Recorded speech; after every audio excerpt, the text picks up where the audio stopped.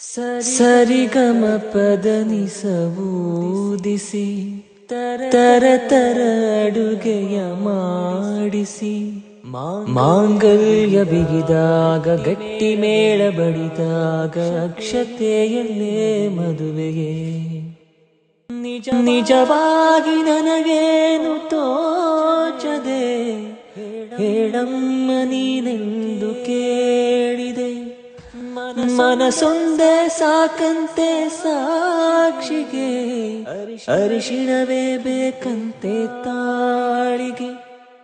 ಹೇಳಿದ್ದು ಸತ್ಯ ಕೇಳಿದ್ದು ಸತ್ಯ ಸುಳ್ಯಾವುದೇ ಕೋಗಿಲೆ.